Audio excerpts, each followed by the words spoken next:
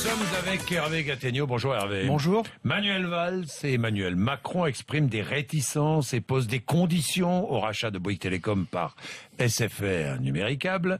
Le groupe de Patrick Drahi, votre parti pris, le gouvernement n'a pas les moyens de ses réserves, voulait dire que le gouvernement ne peut rien faire. C'est ce que vient de dire l'UFC Que Choisir. Mais je ne suis pas sûr d'ailleurs que Manuel Valls et Emmanuel Macron veuillent réellement s'opposer à cette opération. La ligne de ce gouvernement jusqu'à présent, c'est davantage le blairisme que le colbertisme, c'est-à-dire la loi du marché et la compétitivité et l'État qui n'a pas à se mêler des opérations industrielles. C'est ça la ligne du gouvernement Valls. C'était d'ailleurs un des points de désaccord avec Arnaud Montebourg quand il était à Bercy, parce que Arnaud Montebourg lui était plus interventionniste. Aujourd'hui, il est un peu tard, me semble-t-il, pour défendre la position inverse. Et de toute façon, ni Matignon ni Bercy n'en ont réellement les moyens juridiques. Donc dans cette affaire, le gouvernement a un problème de cohérence et un problème de compétence. Il n'empêche que Patrick Drahi, le PDG de Numéricable, est convoqué à Bercy. Emmanuel Valls a posé 5 conditions au rachat de Bouygues. C'est du cinéma. Bah oui, c'est du cinéma. Et en l'occurrence, c'est même un remake, puisqu'il y a un an, vous vous souvenez, Arnaud Montebourg avait voulu s'opposer déjà au rachat de SFR par Numéricable. Oui. Bah, il s'était fait rire au nez. Il s'était fait rire au nez, y compris au gouvernement et à l'Élysée. Aujourd'hui, Manuel Valls, il exige des garanties sur l'emploi, sur l'investissement, sur la qualité du service.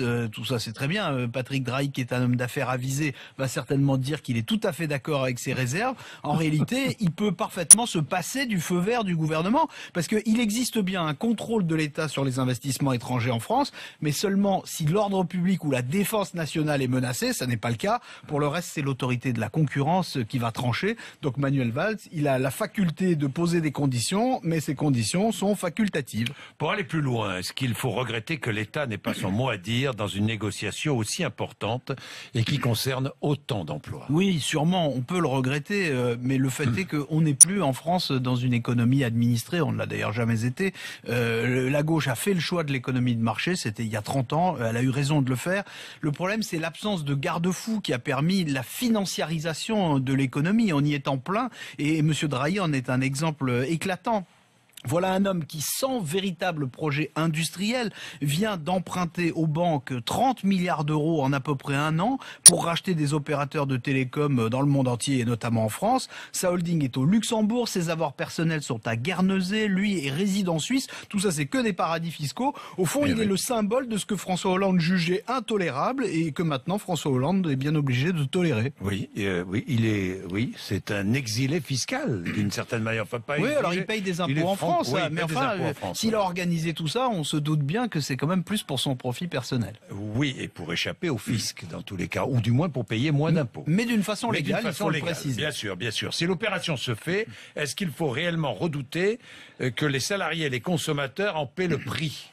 Bah oui, il faut répondre oui à cette question. Pour les tarifs de la téléphonie, l'arrivée de Free sur le marché les a fait baisser, donc avec un opérateur de moins, ils risquent d'augmenter. Pour ce qui est des emplois, les experts, dont je ne suis pas, disent qu'il y a trop d'activités communes entre SFR et Bouygues pour ne pas entraîner des suppressions de postes. De fait, Patrick Drahi avait promis de préserver l'emploi chez SFR. Il semble qu'il y ait quand même des tensions énormes dans cette entreprise.